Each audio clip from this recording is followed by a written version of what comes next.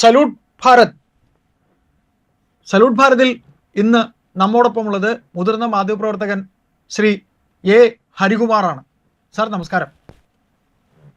നമസ്തേ Ayyappadas. Sir, തമിഴ്നാട്ടില് വിജയുടെ ഭരണം, ജോസഫ് വിജയുടെ ഭരണം വന്നു. ഭരണപക്ഷം പ്രതിപക്ഷം സഭാ സമ്മേളനം ആരംഭിച്ചു. സ്റ്റാലിൻ്റെ മകൻ ഉദയഗിരി സ്റ്റാലിൻ പ്രതിപക്ഷത്തെ നയിക്കുന്നു. സർ, ഉദയഗിരി സ്റ്റാലിൻ്റെ ഒരു പ്രസ്താവന നമ്മൾ കഴിഞ്ഞ ഭരണത്തിൽ കണ്ട ആ അവരുടെ മുന്നണിയുടെ, അതായത് DMK നടത്തിയിരുന്ന ചില ഈ പ്രാർത്ഥനാ സ്വാതന്ത്ര്യമില്ലായ്മ അക്കാര്യങ്ങളൊക്കെ തന്നെ ഉണ്ടായിരുന്നു. ആ പ്രാർത്ഥനാ സ്വാതന്ത്ര്യമില്ലായ്മ അതിനെ വീണ്ടും വളർത്തിക്കൊണ്ടുവരുന്ന രീതിയിൽ ഒരു ഭരണമാറ്റത്തിലും ആർക്കോ വേണ്ടി ഉദയഗിരി സ്റ്റാലിൻ സഭയിൽ അവതരിപ്പിച്ചു എന്ന് ഉള്ള ഒരു സംസാരം പുറത്തു വരുന്നുണ്ട്. സാർ, അത് ശരിക്കും ഒരു അഹന്തയുടെ ഭാഷ്യമല്ലേ? തീർച്ചയായിട്ടും അത് അഹന്തയുടെ മാത്രമല്ല, യാഥാർത്ഥ്യങ്ങൾക്ക് നേരെ മുഖം തിരിച്ചു പിടിക്കുന്ന മാനസികാവസ്ഥയുടെയും കൂടെ ഭാഗമാണ്. അതിൻ്റെ പിന്നിൽ സ്ഥാപിത താല്പര്യങ്ങളുടെ ഒരു പ്രേരണയുണ്ട്. ഈ കഴിഞ്ഞ ദിവസം നിയമസഭയിലെ സനാതന ധർമ്മത്തിനെ ഇല്ലാതാക്കണമെന്ന പ്രസ്താവന വീണ്ടും കറക്റ്റ്. സനാതനധർമ്മം എന്ന ഒരു വാക്കാണ് ഞാൻ മനസ്സിൽ കരുതിയത്. തീർച്ചയായിട്ടും. അപ്പോൾ തീർച്ചയായിട്ടും ഈ സനാതന ധർമ്മത്തിന് എതിരെ ആദ്യമായിട്ടല്ല ഉദയനിധി സ്റ്റാലിൻ സംസാരിക്കുന്നത്. അദ്ദേഹം ഏതാണ്ട് ഒരു വർഷത്തിന് മുമ്പ് വിവാദപരമായ ഈ പ്രസ്താവന പൊതുവിടത്തിൽ നടത്തി. അന്ന് തമിഴ്നാട് DMK ഭരിക്കുകയാണ്, സ്റ്റാലിനാണ് മുഖ്യമന്ത്രി. ഉദയനിധി അവിടെ നടത്തിയ ഈ പ്രസ്താവന ദേശീയ തലത്തിൽ തന്നെ വലിയ കോലാഹലങ്ങൾ ഉണ്ടാക്കി. തമിഴ്നാടിൽ വലിയ പ്രതിഷേധമുണ്ടായി. തുടർന്നു വന്ന ഈ തെരഞ്ഞെടുപ്പിൽ DMK പരാജയപ്പെട്ടു. നിരീശ്വരവാദമാണ് തങ്ങളുടെ ഐഡിയോളജി, പ്രത്യയശാസ്ത്രം എന്ന് പ്രഖ്യാപിച്ചിരിക്കുന്ന ദ്രാവിഡ പ്രസ്ഥാനത്തിന്, രണ്ട് ദ്രാവിഡ പ്രസ്ഥാനങ്ങൾക്കും, അതായത് DMKക്കും AIADMKക്കും ഈ തെരഞ്ഞെടുപ്പിൽ കനത്ത തിരിച്ചടിയേറ്റു. ഈശ്വര വിശ്വാസമുള്ള, അതായത് ആത്മീയമായ ഒരു സെക്കുലറിസം, ഒരു മതനിരപേക്ഷത, ആത്മീയ മതനിരപേക്ഷതയാണ് തൻ്റെ ആശയം, തൻ്റെ പ്രത്യയശാസ്ത്രം എന്ന് പ്രഖ്യാപിച്ച വിജയ് തമിഴ്നാട് മുഖ്യമന്ത്രിയായി അധികാരമേറ്റെടുത്തു. ദൈവനാമത്തിൽ സത്യപ്രതിജ്ഞ ചെയ്താണ് അദ്ദേഹം അധികാരം ഏറ്റെടുത്തത്. അപ്പോൾ വീണ്ടും വരുന്നു ഉദയനിധി സ്റ്റാലിൻ. സനാതനധർമ്മത്തിനെതിരെയുള്ള അദ്ദേഹത്തിൻ്റെ വെല്ലുവിളികളുമായിട്ട്, അദ്ദേഹത്തിൻ്റെ വിളികളുമായിട്ട് അയാൾ വീണ്ടും വേദിയിലെത്തിയിരിക്കുകയാണ്. ഇതിൻ്റെ പിന്നിൽ തീർച്ചയായിട്ടും ഒരു സ്ഥാപിത താല്പര്യമുണ്ട് എന്ന് നമുക്കറിയാം. കണ്ടാൽ പഠിക്കാത്തവൻ കൊണ്ടാൽ പഠിക്കും എന്ന് മലയാളത്തിൽ ഒരു ചൊല്ലുണ്ട്. കൊണ്ടാലും പഠിക്കാത്തവന് ഉദയനിധിയുടെ കാര്യത്തിൽ ഇനി പുതിയൊരു ചൊല്ല് ഉണ്ടാകേണ്ടിയിരിക്കുന്നു. ഇവിടെ ഉദയനിധി സ്റ്റാലിൻ ഈ പ്രസ്താവന നടത്തിയത് അത് വെറും ഒരു ആവേശത്തിൽ നിന്നും ഉണ്ടായ ഒരു പ്രസ്താവനയൊന്നുമല്ല. അതിനുശേഷം ഈ വിഷയം ഇന്നലെ ദേശീയ മാധ്യമങ്ങളിലൊക്കെ ചർച്ചയായപ്പോൾ DMK പ്രതിനിധികൾ വന്ന് ഈ സാധിക്കാത്ത ഒരു ന്യായീകരണം നടത്താനൊക്കെ ശ്രമിച്ചു നോക്കി. അതായത് എല്ലാ മതങ്ങളിലെയും അനാചാരങ്ങൾക്കെതിരെയാണ് DMK, അതാണ് ഉദ്ദേശിച്ചത്. അങ്ങനെയെങ്കിൽ പറയണമല്ലോ, സനാതനധർമ്മത്തെ മാത്രം പേരെടുത്ത് പറയാതെ ഇസ്ലാമിലെയും ക്രിസ്തു മതത്തിലെയും ഒക്കെ തന്നെ അനാചാരങ്ങളെയും അന്ധവിശ്വാസങ്ങളെയും ഒക്കെ എതിർത്തുകൊണ്ട് അദ്ദേഹം പ്രസ്താവന നടത്തണമല്ലോ. അദ്ദേഹം ഇതുവരെ അങ്ങനെ ഒരു പ്രസ്താവന നടത്തിയിട്ടില്ല. അദ്ദേഹം കൃത്യമായി ടാർഗറ്റ് ചെയ്യുന്നത് തമിഴ്നാടിൻ്റെ സ്വന്തമായ ഹൈന്ദവ വിശ്വാസത്തെയാണ്. എന്ന് ഞാൻ പറയുമ്പോൾ മുരുകഭക്തിയിലൂന്നിയ തമിഴ്നാടിൻ്റെ ഹിന്ദു സംസ്കാരം, ഇന്ത്യയിലെ തമിഴ്നാട്ടിലുള്ളത്ര ക്ഷേത്രങ്ങൾ ഇന്ത്യയിൽ ഒരു സംസ്ഥാനത്തും ഉണ്ടെന്ന് എനിക്ക് തോന്നുന്നില്ല. തമിഴ്നാടിൻ്റെ മഹാക്ഷേത്രങ്ങൾ എടുത്തു നോക്കുക. തിരുച്ചെന്തൂരോ മധുര മീനാക്ഷിയോ ചിദംബരമോ, അങ്ങനെ എത്രയെത്ര മഹാക്ഷേത്രങ്ങളാണ് തമിഴ്നാട്ടിൽ. നമുക്ക് കൈവച്ച് എണ്ണിയാൽ തീരില്ല. ഇന്ത്യയിലെ ഏറ്റവും മഹത്തായ ക്ഷേത്രങ്ങൾ അത് രാജരാജ ചോളനും രാജേന്ദ്ര ചോളനും മാത്രമല്ല, അതിനു മുമ്പ് തമിഴ്നാട് ഭരിച്ച പല്ലവ രാജാക്കന്മാർ, മഹാബലിപുരത്തെ രഥങ്ങൾ, പഞ്ചപാണ്ഡവ രഥങ്ങൾ, തമിഴ്നാടിൻ്റെ ചരിത്രം മുഴുവൻ ഈ സംസ്കാരത്തിൽ ആഴ്ന്നു നിൽക്കുകയാണ്. അങ്ങനെയുള്ള തമിഴ്നാട്ടിൽ സനാതന ധർമ്മത്തിനെതിരെ തമിഴ്നാട്ടിൽ പോയിട്ട് പിന്നെ പോരാട്ടം തുടങ്ങുകയും മാത്രവുമല്ല തമിഴ് ജനതയുടെ ഹൃദയവികാരത്തിനെതിരായി തമിഴ്നാട്ടിൽ സംസാരിക്കുകയും ചെയ്യുന്ന ഉദയനിധി സ്റ്റാലിൻ്റെ ലക്ഷ്യം എന്താണ്? ആരാണ് അയാളുടെ പിന്നിൽ? അത് വിദേശ ഗ്രൂപ്പുകളാണ്, വിദേശ മിഷനറി ഗ്രൂപ്പുകളാണ്, അതോ ഇന്ത്യയെ രണ്ടായി വെട്ടിപ്പിളർക്കണം എന്ന് വിചാരിക്കുന്ന വിധ്വംസക ശക്തികളുണ്ട്? അവരും ഇതിൽ ഉൾപ്പെട്ടിട്ടുണ്ടോ? വളരെ ഗൗരവമേറിയ വിഷയമാണ് തമിഴ്നാട്ടിൽ രാഷ്ട്രീയത്തിൽ ഈ ഉദയനിധി സ്റ്റാലിൻ അഴിച്ചുവിടുന്നത്. കരുണാനിധി അല്ലെങ്കിൽ അതിനു മുമ്പുണ്ടായിരുന്ന കാലഘട്ടത്തിലുണ്ടായിരുന്ന DMK നേതാക്കന്മാർ പോലും ഇത്തരം ഒരു ആക്രമണത്തിലേക്ക് കടന്നിട്ടില്ല. ഇത് വളരെ കൃത്യവും വ്യക്തവുമായ ആക്രമണമാണ്. അതിനൊരു ലക്ഷ്യമുള്ളതായിട്ട് എനിക്ക് തോന്നുന്നത് തമിഴ്നാട്ടിൽ ഒരു പോളറൈസേഷൻ സൃഷ്ടിക്കുക. ഇപ്പോൾ വിജയ് അധികാരത്തിൽ വന്നപ്പോൾ തീർച്ചയായിട്ടും ദ്രാവിഡ പ്രസ്ഥാനങ്ങൾക്ക് വലിയ ഭയമുണ്ട്. ഞാൻ ആദ്യമേ നമ്മുടെ ഈ ചർച്ചകളിലൊക്കെ ഞാൻ പറഞ്ഞിരുന്നു, വിജയ് ദ്രാവിഡ പ്രസ്ഥാനങ്ങളിൽ നിന്നും അടിസ്ഥാനപരമായിട്ട് വേറിട്ട് നിൽക്കുന്ന രാഷ്ട്രീയ പ്രത്യയശാസ്ത്രത്തിൻ്റെ ഉടമയാണ്. കാരണം വിശ്വാസവും നിരീശ്വരവാദം, വിജയിയുടെ വിശ്വാസം ദ്രാവിഡ പ്രസ്ഥാനങ്ങളുടെ നിരീശ്വരവാദം, വിജയുടെ ഹിന്ദി വിരുദ്ധതയും ഹിന്ദി അടിച്ചേൽപ്പിക്കുന്ന രണ്ടും രാഷ്ട്രീയ നാടകങ്ങളാണെന്ന് കരുതുന്ന വിജയ്, ഹിന്ദി വിരുദ്ധത തമിഴ്നാടിൻ്റെ സംസ്കാരത്തിൻ്റെ ഭാഗമാണെന്ന് കരുതുന്ന DMK, അതുപോലെ കുടുംബ പിന്തുടർച്ചയെയും അഴിമതിയെയും എതിർക്കുന്ന വിജയ്, കുടുംബ പിന്തുടർച്ചാവകാശം തൻ്റെ ജന്മാവകാശമാണ്, തൻ്റെ അപ്പൂപ്പൻ തമിഴ്നാട് മുഖ്യമന്ത്രിയായിരുന്നു, അച്ഛൻ തമിഴ്നാട് മുഖ്യമന്ത്രിയായിരുന്നു, അതുകൊണ്ട് താനും തമിഴ്നാട് മുഖ്യമന്ത്രി ആയിരിക്കും എന്ന് പരോക്ഷമായി പറയുന്ന സ്റ്റാലിൻ്റെ മകൻ ഉദയനിധി സ്റ്റാലിൻ. അപ്പോൾ ഇവരെല്ലാം ഇത് ആശയപരമായിട്ട് ധ്രുവങ്ങളിലാണ് ഈ രണ്ട് പ്രസ്ഥാനങ്ങൾ. ഇവിടെ തമിഴ്നാട്ടിൽ വിഭജനത്തിൻ്റെ രാഷ്ട്രീയം കൊണ്ടുവന്ന് തമിഴ്നാട്ടിൽ സംഘർഷം സൃഷ്ടിച്ച്, മതവൈരം സൃഷ്ടിച്ച്, മതസംഘർഷം സൃഷ്ടിച്ച് അധികാരത്തിലേക്ക് കയറി വരാനാണ് ഉദയനിധി സ്റ്റാലിൻ ശ്രമിക്കുന്നതെന്നാണ് എനിക്ക് തോന്നുന്നത്. കാരണം അല്ലെങ്കിൽ അദ്ദേഹം ഇത്തരം പ്രസ്താവനകൾ ആവർത്തിച്ച് പറയുകയില്ല. നാവുപിഴയല്ല, വളരെ വ്യക്തം. ഇപ്പൊ ഇത് നിയമസഭയിൽ വെച്ചാണ് പറഞ്ഞത്. കാരണം കഴിഞ്ഞ തവണ അദ്ദേഹത്തിനെതിരെ കോടതികളിൽ പരാമർശം ഉണ്ടായി. അപ്പൊ നിയമസഭയുടെ ഒരു പരിരക്ഷയിൽ നിന്നുകൊണ്ട് നിയമസഭയ്ക്ക് ഉള്ളിൽ പറയുന്നത് പലപ്പോഴും കോടതികളിൽ ചോദ്യം ചെയ്യാൻ വലിയ ബുദ്ധിമുട്ടുണ്ട്. അവിടെ എന്ത് പറയാനുള്ള സ്വാതന്ത്ര്യമുണ്ട്. ആ സ്വാതന്ത്ര്യം ദുരുപയോഗം ചെയ്തുകൊണ്ട് ഉദയനിധി സ്റ്റാലിൻ നടത്തിയ ഒരു പ്രസ്താവന, അത് വീണ്ടും ഒരുപക്ഷെ ഒരു തമിഴ്നാട്ടിലെ ജലം എങ്ങനെ ഉണ്ടായെന്നൊന്ന് പരീക്ഷിക്കുകയായിരിക്കും. അതായത് വീണ്ടും തൻ്റെ ഈ സനാതന വിരുദ്ധ, ഹിന്ദു വിരുദ്ധ, മുരുക വിരുദ്ധ സംസ്കാരത്തിലേക്ക് തമിഴ്നാടിനെ കൊണ്ടുപോകാൻ തനിക്ക് സാധിക്കുമോ എന്ന് എത്രമാത്രം എതിർപ്പാണ് ഇതിന് പുറത്തു വരാൻ പോകുന്നത്. തീർച്ചയായിട്ടും അതൊരു ടെസ്റ്റ് ഡോസാണ്. ആ ടെസ്റ്റ് ഡോസ് എത്രത്തോളം മുന്നോട്ട് കൊണ്ടുപോകാൻ സാധിക്കും വരും ദിവസങ്ങളിൽ. മാത്രമല്ല വിജയ് സ്വീകരിച്ചിരിക്കുന്ന നിലപാടുകൾക്ക് ഘടകവിരുദ്ധമായ മറ്റൊരു നിലപാട് സ്വീകരിച്ചാൽ അപ്പോൾ പിന്നെ ഈ നറേറ്റീവ്സ്, ആഖ്യാനങ്ങൾ ഈ രണ്ട് വ്യക്തികളെ ചുറ്റിപ്പറ്റിയായിരിക്കും. അങ്ങനെ AIDMK ചിത്രത്തിന് പുറത്തേക്ക് പോകും. അതും മറ്റൊരു ലക്ഷ്യമായിരിക്കണം. കാരണം പ്രതിപക്ഷ നേതാവ് തന്നെ ആയിരിക്കണം ആഖ്യാനങ്ങളിൽ മുഖ്യമന്ത്രിക്ക് എതിരാളി. മറ്റൊരു ആൾ എതിരാളിയായിട്ട് വന്നാൽ, ഇപ്പോൾ വിജയ് എന്ന തമിഴ്നാട് മുഖ്യമന്ത്രിയെ മുഖ്യമായി എതിർക്കുന്ന അദ്ദേഹത്തിന് ഉരുളക്കുപ്പേരി പോലെ മറുപടി കൊടുക്കുന്ന മറ്റൊരു നേതാവ് തമിഴ് രാഷ്ട്രീയത്തിൽ ഉയർന്നു വന്നാൽ DMKക്ക് വലിയ വെല്ലുവിളിയായിരിക്കും. DMKയും AIDMKയും കൂടാതെ BJP ഇന്ന് തമിഴ്നാട്ടിലുണ്ട്. BJP ഈ ഇലക്ഷനിൽ കാണിച്ച മണ്ടത്തരം കൊണ്ട് അവർക്ക് 3% വോട്ടായിപ്പോയി. കാരണം അണ്ണാമല നയിച്ചിരുന്ന BJP 2025 ലോക്സഭാ ഇലക്ഷനിൽ തമിഴ്നാട്ടിൽ നിന്ന് 11% വോട്ട് പിടിച്ച രാഷ്ട്രീയ പാർട്ടിയാണ്. അപ്പൊ വീണ്ടും അവർക്ക് 11% വോട്ട് നേടിയെടുക്കാൻ സാധിച്ചുവെങ്കിൽ BJPയുടെ ആശയത്തിനും വളക്കൂറുള്ള മണ്ണാണ് തമിഴ്നാടെന്നാണ് അത് സൂചിപ്പിക്കുന്നത്. ഇപ്പം ശരിക്കു പറഞ്ഞാൽ അണ്ണാമലയായിരുന്നു BJPയുടെ തമിഴ്നാട് നേതാവെങ്കിൽ ഇവിടെ അണ്ണാമലയും വിജയും തമ്മിലാവുമായിരുന്നു ഒരു രാഷ്ട്രീയ യുദ്ധം. അപ്പൊ സ്വാഭാവികമായിട്ടും പ്രതിപക്ഷ നേതാവ്, മുഖ്യമന്ത്രി കഴിഞ്ഞാൽ ഏറ്റവും ശ്രദ്ധിക്കപ്പെടുന്ന ആളാണ് പ്രതിപക്ഷ നേതാവ്. നമുക്കറിയാം കേരളത്തില് VS അച്യുതാനന്ദൻ പ്രതിപക്ഷ നേതാവായിരുന്ന കാലത്ത് അദ്ദേഹം നടത്തിയ പോരാട്ടങ്ങളാണ് പിന്നീട് അദ്ദേഹത്തെ രാഷ്ട്രീയമായിട്ട് മറ്റൊരു തലത്തിലേക്ക് ഉയർത്തുകയും കേരളത്തിലെ ഒരു എക്കാലത്തെയും വലിയ നേതാക്കന്മാരിലായിട്ട് ഒരാളായിട്ട് ഇദ്ദേഹം മാറുകയൊക്കെ ചെയ്തതിന്റെ ഒരു സാഹചര്യം.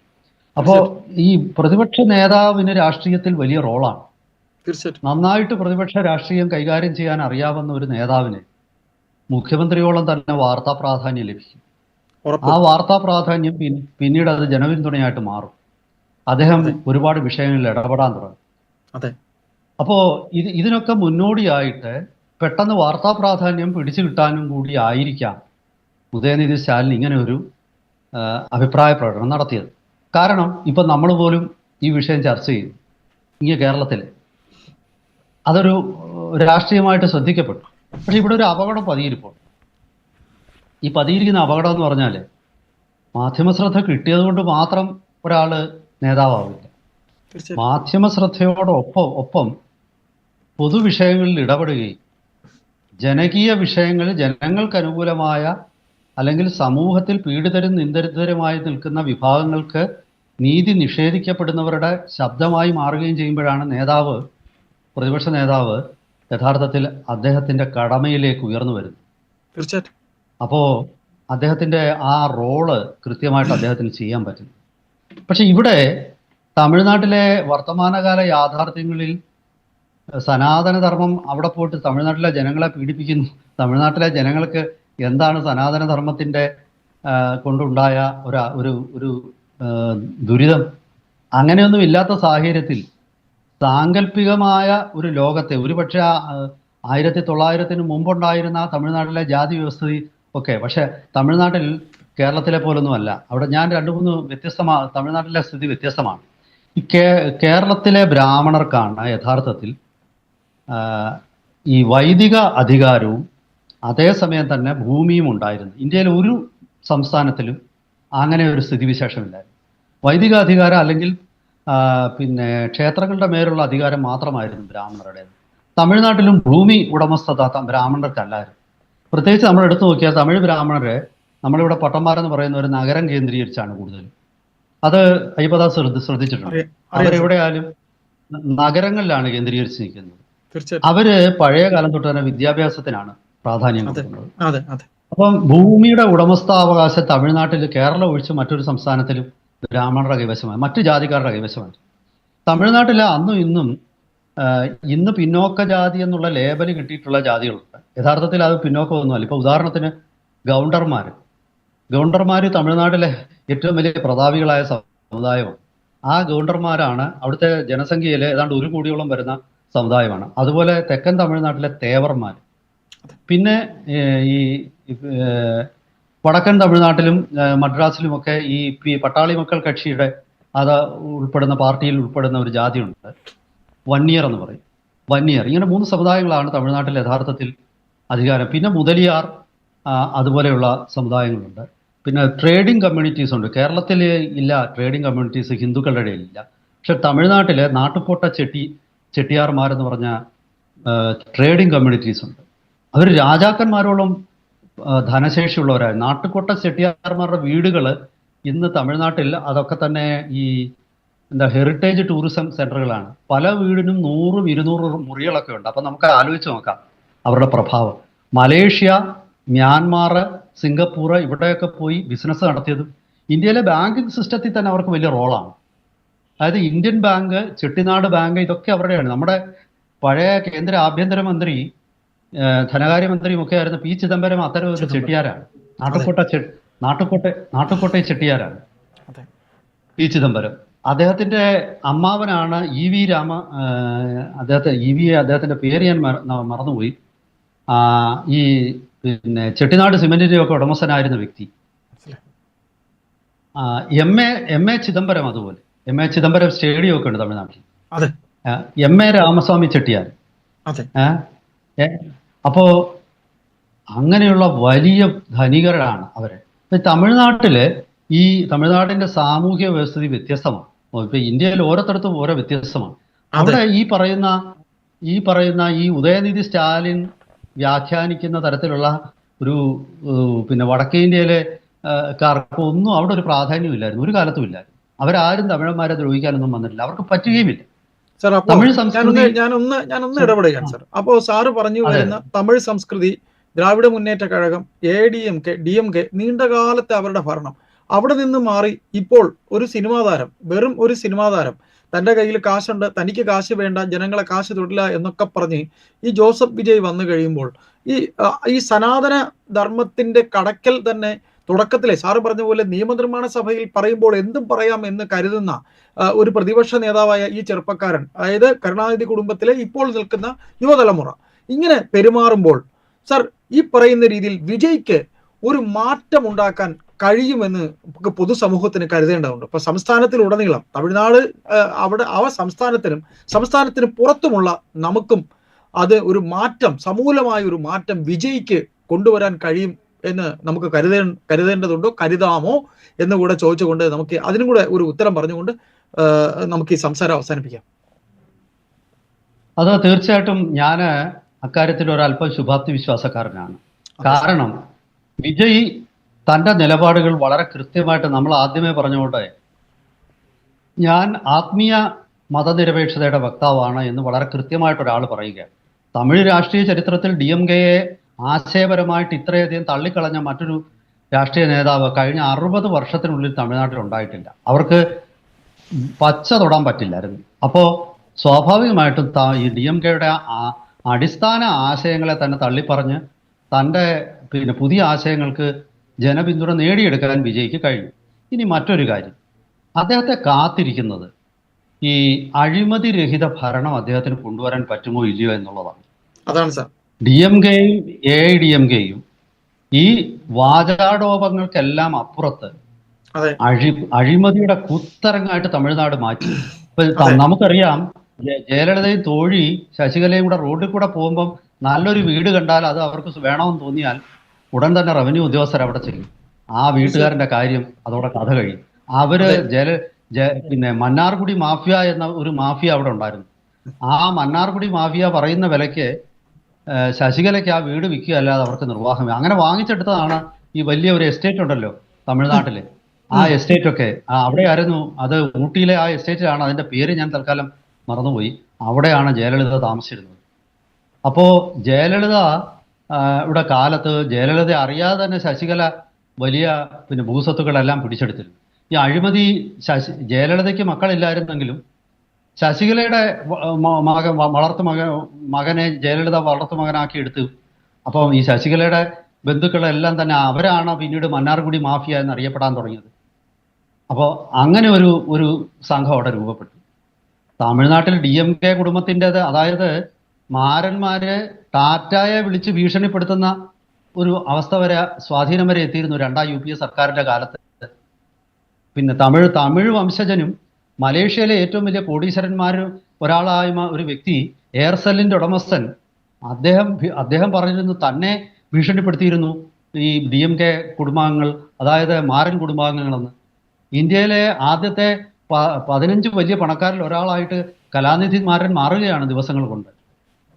സൺ TV നെറ്റ്വർക്ക് ഒരു വലിയ സാമ്രാജ്യമായി വളർന്ന എല്ലാത്തിനെയും വലിച്ചെടുക്കുന്ന സ്ഥിതിയിലേക്ക് വന്നു. അപ്പോൾ അങ്ങനെയുള്ള ഒരു ചരിത്രം തമിഴ്നാടിനുണ്ടായിരുന്നു. ഇതൊക്കെ മാറ്റിയെടുക്കാൻ വിജയ്ക്ക് കഴിയുമെങ്കിൽ അദ്ദേഹത്തെ ഞാൻ തമിഴ് ഒന്നുകൂടെ പറഞ്ഞ് ഞാൻ അവസാനിപ്പിക്കുകയാണ്. തമിഴ് ജനത ഒരുപക്ഷെ വിജയിൽ കാണുന്നത് സിനിമാ നടന്മാരെ എങ്ങനെ രാഷ്ട്രീയത്തിൽ ഇത്രയധികം സ്വാധീനം ഉണ്ടാക്കുന്നു, മലയാളികളായ നമ്മളും അതുപോലെ മറ്റു സംസ്ഥാനങ്ങളിലുള്ളവരും. ഒരിക്കൽ വീരപ്പൻ തന്നെ സ്വന്തം നാട്ടുകാരെ കളിയാക്കി സിനിമാക്കാരെ ഈ നേതാക്കന്മാരാക്കുന്നതിൽ. മലയാളികളെ കണ്ടുപിടിക്കാൻ വീരപ്പൻ, അതായത് കാട്ടുകൊള്ളക്കാരനായ വീരപ്പൻ ഒരു അഭിമുഖത്തിൽ പറയുന്നത് ഞാൻ കേട്ടിട്ടുണ്ട്. അപ്പോൾ അങ്ങനെ, പക്ഷെ അവിടെ ഒരു കാര്യം ഞാൻ പറയുന്നത്, തമിഴ് ജനത വലിയ സ്വപ്നം കാണുന്ന ആൾക്കാരാണ്. അവര് ഒരു വലിയ സാമ്രാജ്യങ്ങൾ പണിതരുന്ന ആൾക്കാരാണ്. രാജേന്ദ്ര ചോളനും രാജരാജ ചോളനും ഒക്കെ ഇന്തോനേഷ്യ, മലേഷ്യ, കാംബോഡിയ, സിംഗപ്പൂര് ഇതൊക്കെ പിടിച്ചെടുത്ത് ഭരിച്ചിരുന്നവരാണ്. സമ്രാട്ടുകളാണ്. അപ്പൊ ആ തമിഴ് ജനത ഒരു വലിയ സ്വപ്നങ്ങൾ കാണുന്നവരാണ്. ഈ വലിയ സ്വപ്നങ്ങളിലേക്ക് അവരെ നയിക്കുന്നവരുടെ കൂടെ അവർ നിൽക്കും. അപ്പൊ വലിയ സ്വപ്നങ്ങൾ നൽകുന്ന സ്വപ്നങ്ങളുടെ വലിയ സ്വപ്നങ്ങളിൽ അവരുടെ സനാതന മൂല്യങ്ങൾക്ക് അവർ വില കൽപ്പിക്കുന്നുണ്ട് എന്ന് തന്നെ നമുക്ക് കരുതാം. അങ്ങനെ തന്നെ സംഭവിക്കാം. എന്തായാലും അങ്ങനെ തന്നെ സംഭവിക്കും. വിജയ്ക്ക് അതിന് കഴിയുമോ എന്ന് വരും ദിനങ്ങളിലെ വാർത്തകളിലൂടെ നമുക്ക് അറിയാം, അല്ലെ സാർ? അറിയാൻ ശ്രമിക്കാം. തീർച്ചയായിട്ടും വിജയ് പേര് അന്വർത്ഥമാക്കുന്ന വിധം വിജയിക്കുമോ ഇല്ലയോ എന്ന് നമുക്ക് നമുക്ക് ഏതായാലും നോക്കാം. വരും ദിവസങ്ങളിൽ അറിയാം. തീർച്ചയായിട്ടും. അതുവരെ എല്ലാവർക്കും ഒരിക്കൽ കൂടി നമസ്കാരം.